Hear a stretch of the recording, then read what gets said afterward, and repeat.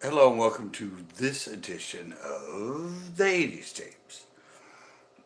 The clap there, I've explained this before. Usually when I start to talk, when it says you're live, I think it waits for an audio cue before it starts. Because half the time when I say welcome, all you hear is welcome to. So I try to do that. Anyway, hello. If you've never been into this podcast, the first thing we do is a segment called I didn't know. I want this to be educational. I like to tell you who the bands are and let you know who the bands are and the genre and all of that. And well, I'm on a week hiatus. I'll explain that in a little bit. But the first thing is bands I didn't know, and since I didn't do one last week, this goes back to the KCPR tape. That tape was given to me by a girl I was dating. She was a media major. She had a show on the radio, and then you had to tape one of your shows and give it to the teacher at the end of the class, and that was your final project that you got graded on. And luckily, it was the tape because I said, this is all reactionary. These tapes are 30, 40 years old. They've been sitting in a case. I kind of have some recollection of them, but since my strokes and my brain surgery, memory can be a little off. But this tape, most of the tapes are my tapes, so as I'm doing, I remember them and I kind of remember what's on them. And so I know most of the songs because they're my songs, things I record. This one, since my niche is more underground club dance music, she's on the radio, it's more chill and listening music. So I said, if YouTube finds them, there's probably a lot of them because I didn't know all of them. I knew a few of the bands. I knew REM. I knew, um, I think I knew a Block Maj song. Anyway, YouTube did find quite a few of them. I have a booklet here that I put them all in. And the first song, Deuce, which was by the Sugar Cubes. Now, there were like three songs in a row on the tape that were kind of gothic-y. I kept saying it was Tori Amos and maybe Bjork. But Bjork and Tori Amos are 90s, but the two people that are 80s that were gothic with female singers were the Sugar Cubes. Kate Bush, and there was a Kate Bush song, and the song was called Experiment. And another band, I love the name of this band, Waxing Poetics. That's a cool band name. And the song was Play Dead. Play Dead by Waxing Poetics. And another one I found was Then Jericho.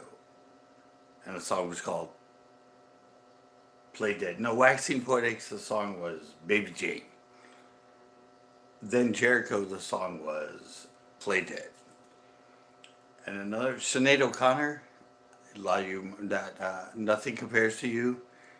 Sinead O'Connor, that was her. She was kind of I don't know, I don't know much about her, but one of those songs was Jerusalem. I know she was a religious kind of person because remember on Saturday Night Live she ripped up a picture of the Pope. Google that, that's an interesting story. And then China Crisis, another band that I didn't know, and the song was no the band was called The Understudy, and the song was called China Crisis. And there was another song on there called Go, and I said it was Tones on Tail or Love and Rockets. I was kind of right. It was Love and Rockets before they became Love and Rockets. First they were Tones on Tail, which they formed after because some of them were in Bauhaus, and Bauhaus became Tones on Tail, which became Love and Rockets, and so yeah, there we go. Those are the bands for the segment that I do called didn't know. Okay, so there's that. That's how we start off the 80s tapes. Then we usually will jump to a featured 80s tape, like a cassette tape. These are all cassettes that I play. This is a cassette. This is the one from 2 weeks ago, and the story of that is coming up. That's why this is titled "Oops." So this one I would put in a tape. I have a cassette player. I actually didn't set it up this time. I put it in. I kind of hopefully know a little bit about what's going to be on it, but then it's all reactionary and we just discover what plays, and people love kicking back, and some people come in and we talk about the music and we ask questions about it, and it's a lot of fun. It's for me, it's like if my reason for doing this, I was thinking of if I did a class at a community college, and it would be called Introduction to 80s Underground Club Music. So we'd play some of the songs, and then we'd break them down genre, and then we'd end up having, a test about them, and we'd have some projects, and maybe I'd have you search and find some bands, and or find other bands within the, it's just a fun educational thing, which is pretty much fair use as far as I know. Education, commentary, reactionary, sarcasm, all that sort of falls under the realm of fair use. And I've been playing music under my lives. I used to have a fishing show. If you go back and look up, that's why I kept CCB-UNCUT, because that's what I called it during my fishing shows. Because, well, uncut, because I'm not editing. Sorry, I forgot to. The second thing I do after the bands I didn't know, and when I'm getting ready to put in the music, I have this video I made, which shows a lot of images and everything from the 80s to give you the gist of the 80s and what it was like and the people and the genre. Because I get a lot of younger people, not everybody's my age, I'm 60. And they've never really seen what the 80s was like. They may have heard of it, so I put that, and now it's playing. And back to what I was in before, I just realized I hadn't put in the slideshow. Yeah, fair use. Music. I put music underneath. When I used to do my fishing live, we talked about fishing that, and I had a band. They were from San Francisco, of a local band, but the girl gave me a CD, and so I played it. YouTube, they never uploaded it to YouTube, so YouTube doesn't recognize it as copyright music, so they would never give a copyright claim because it wasn't on there. But I used to play it, and for years, never an issue. And last week, this is where the oops comes from. Last week while I was playing this tape, I didn't tape. That's why we called it the Mystery Podcast. Ended up, it was albums on here, 2 albums. It sounded like one band on one side, one band on the other side. One band I thought they might be Giants. They had a song called Istanbul, Constantinople, Istanbul. Kind of sounded like them. I was pretty sure it might be them. And I figured after I was done and YouTube analyzed it, since they're a pretty big band, they would have found them and told me what band it was. And the other side was kind of a rock band. I said they sound kind of alternative rock. They kind of sound a little bit like U2. Had some guitar riffs, kind of like U2 and that. My co-host, my friend Cornvart, old subscriber, he's even been in my fishing shows. He searched for it on his wife's phone and said it was called a band called School of Fish. Never heard of them. Didn't recognize the music. But I played it through, because I like to keep these podcasts about with the tapes, about an hour, hour and 40 minutes, somewhere in there. So I actually kind of got bored. No offense to the bands, and no offense to the bands that were playing, but it was, I don't know. That's why I like these mixtapes because you get different music all the time, or if it's a band I really love, and I love almost all their songs, of course. But this one, it kind of wore on me. I was getting ready to turn it off.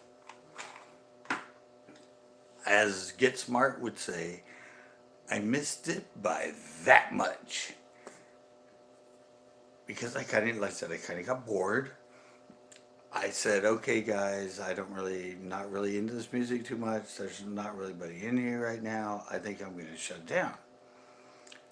And then a acoustic kind of song came on. I liked it, and I was like, oh, I kind of like this song. I think I will stay and let it play through. Then another acoustic song, and I was watching it, and then I actually turned for a second to look at the slideshow, and when I turned back, I had the circle of death going, and I thought, oh damn, I lost my connection. It's gonna kick me off, and then all of a sudden it came up and ended the show, and it shows you the stats down at the bottom. It says done. And I was like, oh, I guess it did disconnect. And since it disconnected, YouTube just ended the show. It's happened before when I was fishing live and out where I had kind of sketchy connection that had done it. So I shut it down, cleaned up everything, went out, went to the bathroom, had dinner, watched TV. I like to watch The Secret Skinwalker Ranch. It's on Tuesdays. So after all this, I get everything done. I go in there and I watch. It replays at midnight, so I rewatch it. Didn't think anything of it. Sat there. Around 2:30, I get up and I usually check my emails and my Instagram and my Facebook. So I went in. I checked it. I had an email from YouTube saying your video was taken down. And I'm like, what? And so I open it up and it says, since you've been abusing third-party content and we've warned you over and over and you're not listening and you keep abusing it, your video was taken down. And I'm like, what do you mean? I didn't get any warnings. I didn't get, it should say like copyright material noticed or warning, third-party content warning. Didn't get any of that, got nothing. So it says if you think we made a mistake, you can appeal. So right then at like 2:45 in the morning, did my appeal, so I don't know what's going on. I've done this for years, yada, yada, yada. And then I go about looking at my other emails and my internet. And 10 minutes later, I get a warning that I got an email. So I go in, I get an email, and it says, our YouTube crew has meticulously pored over your video. And yes, it does violate our third-party copyright policy. So your video will not be put back up. So this that I'm doing right now, my hour and a half of the video and all the conversations and all the reaction and all that, is gone. And it's not coming back up, according to them. And so I was bummed. And then on top of that, since they gave me a strike, and that's why I didn't do a live last week, because they put you on a week suspension. So for a week, yeah, I couldn't upload anything. I couldn't contact anybody. I couldn't do anything on YouTube. Off. And now I'm back on, obviously. But I'm on a 90-day probation. Double secret probation. That's why right now I'm not playing a cassette tape. Because I think it's AI. It's one of their new AI programs that's doing this. This is actually on an experimental program where AI analyzes my live it takes a little 1 minute segment and it uploads it in your shorts under private, and you can use it to advertise because it picks the highlight of the show and like a synopsis of the show. And even those, when they first showed up, it kept giving me emails saying, this video is banned, you can't put this video up, you can't load this video. I'm like, what are you talking about? I didn't load it, you did. That short is not mine. That short is yours. And it's causing, and then it led to this. And what I found out is a takeoff, like Jimmy Kimmel, when Kimmel got taken off, it wasn't legal, and so there's a bunch of repercussions, blah, blah, blah. They didn't legally, and now he's back on. Well, when you take a show off, the bots can't take a show off YouTube. It has to be done by the copyright owner, and it has to be done manually. They would have to see me playing their song, think it was malicious or unintentful or disrespectful, and send YouTube a notice to take down the live. Which I did some reading on it, and somebody said you're more likely to win the lottery than get your live taken off on Twitch or on YouTube for I think it's called a DMCA. Is the ordinance or the legality law that allows them to take it off. The DMCA has to be submitted by the copyright owner. So I don't know any of the, I don't know if Might Be Giants, I don't know them, I don't know. My friend looked up A School of Fish. Evidently they were banned from 89 to 94. They called them alternative rock. They had one hit and 2 or 3 albums. I have nothing against them. I thought their music, some of it was really cool. Kind of a darker kind of gothic background too. Nothing against the band, nothing. So according to the law, I can contact the claimant. And so I went in, and under there I have a warning from them from a year ago, and it has take action where you can contact them. And that's where I went to file the appeal that they rejected. But now when you go back in, there's no take action button. And so you follow all the steps to contact the copyright claimant, and there's nothing there. So basically I think I was unlawfully, my live was unlawfully taken off the air because there is no claimant for me to plead my case or ask them to revoke the strike. And I don't even know, I think it was, and that's why I'm not playing the music now. I said I'm on probation, I don't want to fan the flames or anything.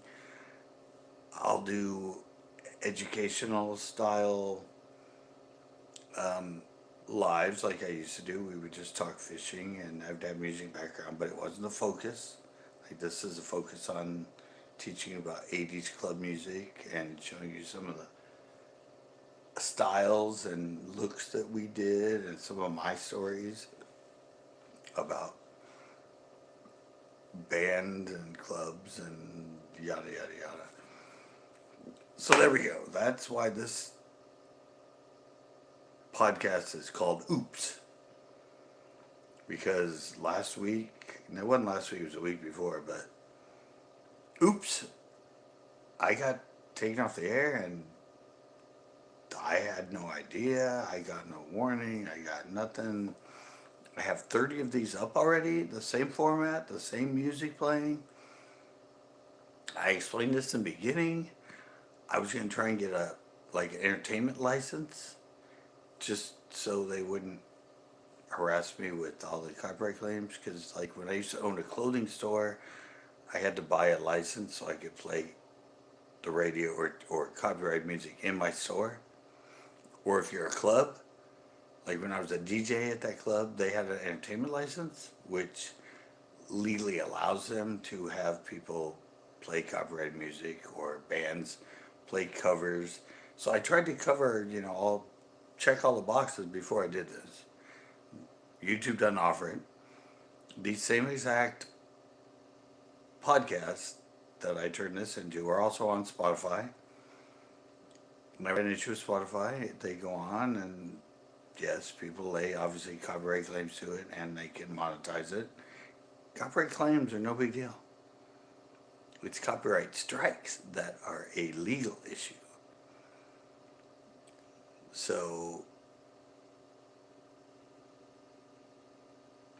that's kind of what I'm dealing with right now. Sorry, I'm just reading what it says on the bottom. Yeah, but that's why we're in I guess, the Q&A segment of these podcasts. Because since it's the AI and its content ID is kind of doing things that aren't legal and it's experimental. It was just like the Waymo cars. They spent a year testing them in San Francisco and they had a lot of errors. They had to fix everything. Once they got everything compadre in that, then they introduced it to LA and now they're going to and they're going to go over. This is something I know they're doing experiments because I'm a part of it as far as the AI putting a little short onto my shorts to do a little highlight of the best parts of my life. So I know they're doing that stuff. This might be part of it. That might be something since I'm part of the Sparrow group and I've tried to contact them. I sent to the feedback, you can send YouTube feedback. I feedback, I said, hey, I don't know what's going on. You did some reason you guys cut me off. I'm not trying to do anything. I've been following this format for 7 months, not an issue. Never been warned of any sort of issue. It's blah, blah, blah. Suddenly you took me off. And then the appeal. I did this appeal and then 4 months ago they took me out of the YPP, the YouTube program player or what, the YPP, whatever, that allowed me to be monetized. And I've been monetized since like 2008. I think 2007. I joined YouTube in 2006. And they said, hey, do you want to become our YouTube program and you could get monetized and I said, yeah, sure, and sign me up. I've made a couple $1,000s over it, and then all of a sudden, because of the third party thing, they said that I violated their policy and that I was kicked off being monetized. And that was in April. I said, okay, well, when I did these originally, I said, oh, I'm not going to be able to monetize them because it's copyrighted music, but I want to educate people. And some of the copywriters, they will share revenue with you. They won't take all the revenue because it gets their music out there and gets more people to hear it. So it's a win-win for them, but some of them kind of anal and don't want you to make money off it. And I'm like, fine. I'm not monetizing it anyway. I just want to. Oh, sorry. I just got a fishing notice, because I was fishing show for like 20 years on here, something, 15 years. But anyway, yeah, I talk about this on the very first podcast. I explain to people I'm doing this as an educational thing. I'm not trying to make money off it. I just want to explore my tapes that sat in storage for 20 years. And I thought it'd be fun. And I was going to, after this podcast, the 80s tapes, I was going to do one called the 90s CDs, because these are all CDs. I was a DJ. I could use CDs as well as records during my DJ nights and that, so I have a lot of CDs, a couple hundred of them for my club night, more like fun dance music and some that are actually mixes and me doing the mixing and that. So I was gonna, because this podcast is a finite podcast. When I started it, I think I have about 50 tapes. I said I'm gonna do this as long as I'm alive because I'm 60. I wasn't supposed to be here. I had 2 strokes and brain surgery 4.5 years ago. Spent 11 days in the ICU. I'm lucky to be alive. This was something I could do sitting here. If I stand up, I get vertigo and I get really weird and I can't drive, I can't work. I can walk. I walk 4 miles a day. They didn't think I'd ever be able to walk again. But this was meant to be something that made me feel worthwhile and worthy of, sorry, still be alive. And then I get shit for it. Because they give me a strike in that, but I had to tell myself, it's not me. It's a new AI. They're working through it. I'll play the game. I'll not play the music. I'll be educational until October 5th. I'm off probation. I had one a year ago, coincidentally, almost the same exact date, actually, June 8th, which is kind of weird. They said it was minors in a video that violated their sexuality with minors policy. It was me and 3 of my friends. We were in college. We looked really young. So they thought we were like in high school or something. And I appealed that one. They wouldn't appeal it. So I just dealt with the probation, didn't upload anything sexual or anywhere near it.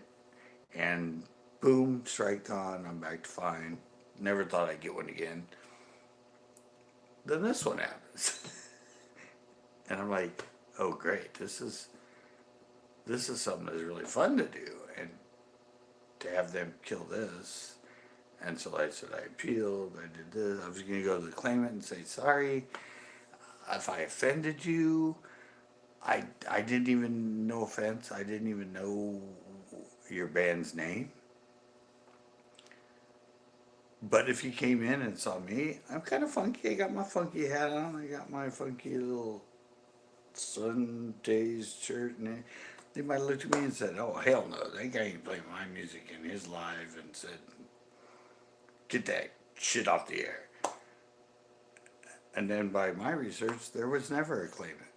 It was just YouTube themselves, under the protection of a DMCA, maybe, took me off because it thought I was abusing third-party content and music, and so yeah. So that's why I'm here. If you hear my plight in this and you're listening to this podcast, which I guess is like a lot of podcasts where there's no music playing, it's just dialogue.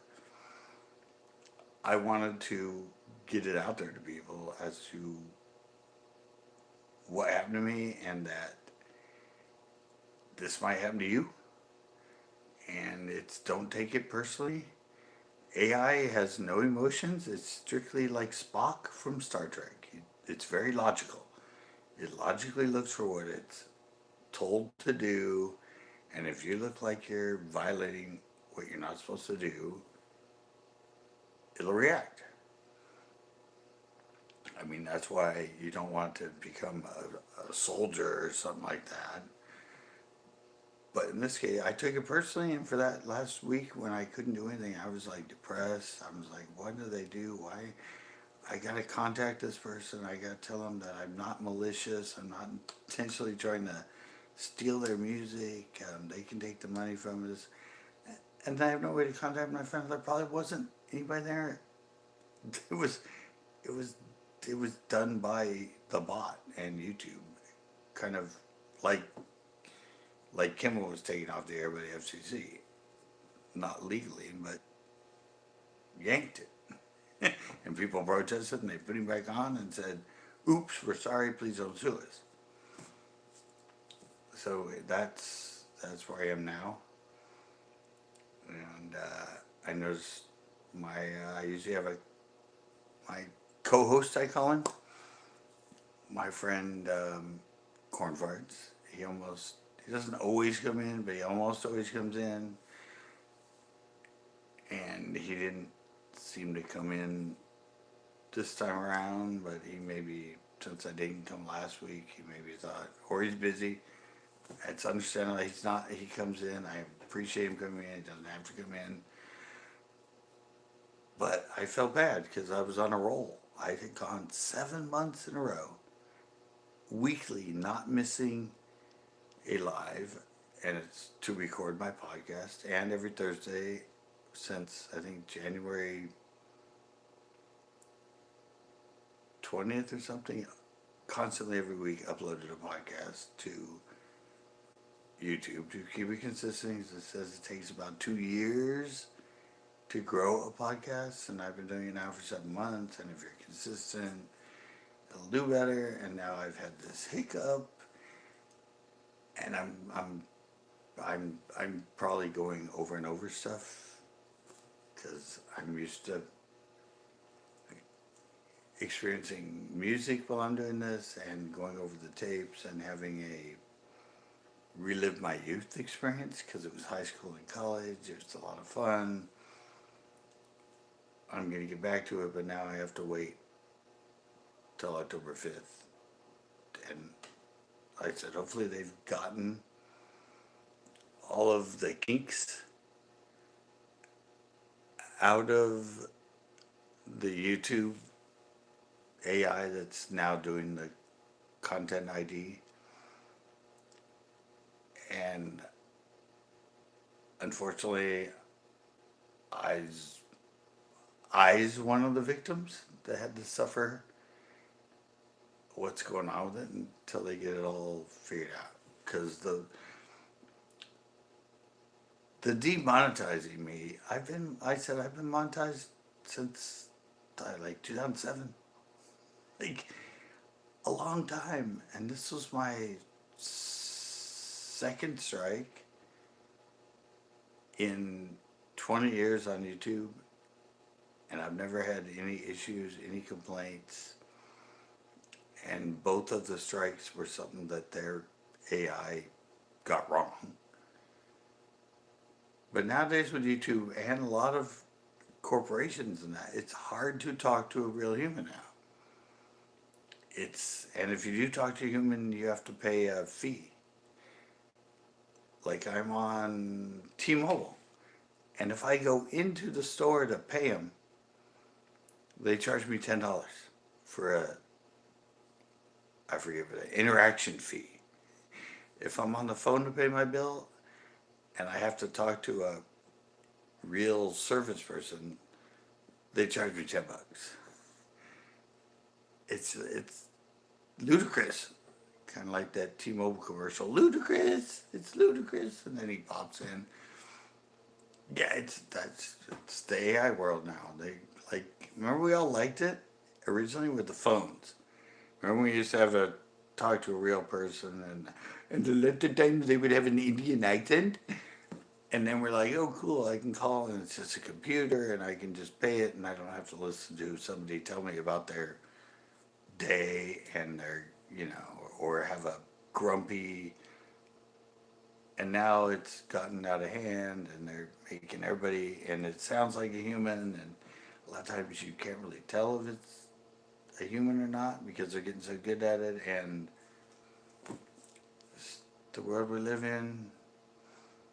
And there'll be a balance eventually between, and like people go back to wanting to talk to humans and talking to a program, to a bot, and it's all new. That's technology. That's the way it works. Unfortunately, I was at this point a victim of it, but talking to therapists, like, hey, it's not your fault. It's not. Just keep going. You're doing a good thing. You're protected under fair use. They just got to work it out. Don't be negative. Don't take it badly. Just go back. Give them, play safe for the 90 days. Finish out your tapes.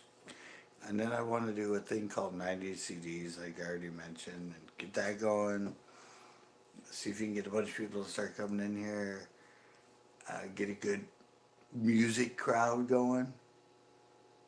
Because I didn't expect fishermen to be into. I mean, everybody likes music, but not be as hardcore about music as I was as a fisherman. And yeah, I said, kind of, I'm sorry for this. Not sorry for this podcast, but I didn't plan it out, other than the fact that I didn't want to stop doing them. Anyway, I can't do what I intended to do with them, which is play a cassette tape every time and discuss it and have interactions with it and educate people about the music and the genre and that sort of thing. So yeah, I think I've covered everything so far. At least, yeah, as far as what I want to talk about and what I explain to you, and if it's happening to you, it's not just you. And yeah, copyright claims are something you will get if you play music, and it's just like me. And I actually have 11 songs that I created. And when I get to the 90s CDs now, I will play a tape that's mine. And if I wanted to copyright it, I could copyright it, and I could submit it to YouTube, and then if somebody used my copyrighted music, I could say either share revenue or block completely or share revenue. You know, it's that's why copyright claims are set up. Claims aren't a strike. Strike is a legal matter. Claims are you didn't get the license for it, so we're gonna collect the revenue after it off it. It doesn't do anything to your channel. It's like if you had a movie and you put music in your movie and you didn't pay for the licensing to put the music in there. The music owners could contact you and say, hey, you're making money off this. We're going to sue you for the revenue off of that. And that's where legal issues come from. But you have a right to contact them and license the music, and even in TV commercials, everything else. And like I said, that's what I wanted to do with this podcast. And I couldn't find a way to do it on you. I looked up licensing, how to license, can you license if, like when I owned my store, I was able to buy a copyright license so I could play copyrighted music with no issues. Couldn't find it on YouTube. Don't know if it exists. I know you can get license for individual songs, but I don't even know what's on these tapes. I have no idea. It's 40 years ago. That's the fun of the podcast and the reactionary side of it is I don't have it written down. I don't look at it. I throw them in. We play it. I get emotional sometimes because it's back when I was a kid, back when I was discovering music and how fun it was, and it was me becoming a man, me striking out. My parents had their music. I was getting my music, and that was sort of also a part of this podcast and what it was supposed to curtail. And I did make the video that plays. I spent like a couple weeks getting online and researching and finding all of these images. I went to rockabilly images, ska images, new wave images, gothic images, mod images, tried to get a whole range, and I tried to look for album covers, and then I put it in and made this cool slideshow with creative transitions between it, and so yeah, and that'll be one of the podcasts. I will spend more time going over the slideshow that plays. I was a DJ. I play it sometimes in the background. It's a video of all the raw footage. I made a documentary about it, so I'll spend a podcast exploring and explaining what's going on and the kind of like a narrator's edition of a video. So yeah, now I said it's Q&A for at least the next 3 months. I can't play any music because I don't want to ruffle any feathers, so I'm just going to be educational.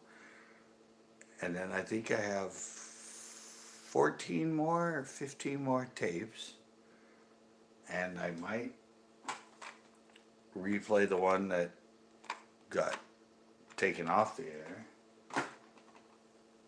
with that at the end. Don't want to push your luck with that one, just push it down the line. Yeah, and that'll be about, I think I have, about 30 of these online now? 29 or 30 of them plus 14. Somewhere around 50, upper 40s. Yeah, get that out of the way. And then jump to the CDs and yada, yada, yada. Round out the 80s tape podcast. And I looked at this, I researched, I put the 80s tapes podcast enter in Google, and it gave me a really good synopsis of it, and you can tell AI wrote it up. It talks about the tapes, it talks about playing tapes, it talks about them being from 40 years ago. It did a pretty good synopsis of the 80s tapes. I could tell it was written by AI, but I'm like, yeah, it makes me sound really good, or at least the podcast sound really good, hip, millennial, upbeat, better written than I could write it because I always kind of downplayed myself. It's just who I am as a person. I'm not very boastful. I'm kind of like, like when I was a skater, I always thought I was a good skater, but I always thought I was like somebody's younger brother, where they would let me skate the ramp because I was good enough to skate it, but I wasn't as good as them, but I was kind of like their best friend's little brother, so they would let him skate. Anyway, everybody else tells me that I was a really good skater, and I watch myself now and I'm like, damn, I was really good. But I just, I just play myself down. Anyway, I'm getting off topic. Back to this. Give you kind of a synopsis of what's going on from here on out. If you like the idea of this, you see this one, you listen to it, go and check out the other 30 I have up, or 25 I have up. Great music, bitchin' 80s music, and that's why I put that as a hashtag. It's bitchin' 80s music. If you really enjoy music, or the history of music, and 80s club music, go check it out, and then come back in and interact with me and tell me about it until we get to the continuation of the 80s tapes and finish it up with the other, I think it's 15 tapes I have left.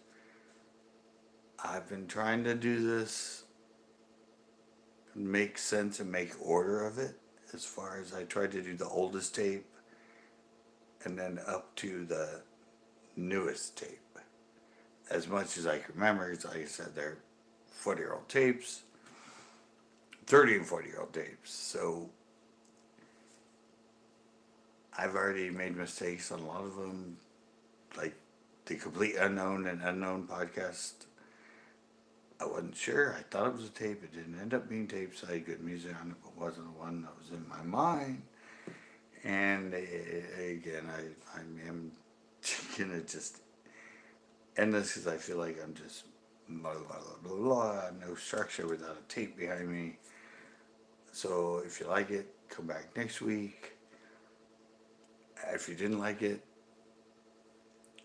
don't tell anybody you didn't like it. Just say, hey, you should go check this guy out. Maybe you'll like it. If you like 80s music, or if you've had an issue with the AI treating you badly on YouTube, listen to his story about it. It might be inspirational or help you out. And that's going to do it. I didn't have to use my extra battery today because this is only 45 minutes. And it's just been me rambling. But thanks for those that came in. I saw people popping in here and there. And if you like it, come back next week.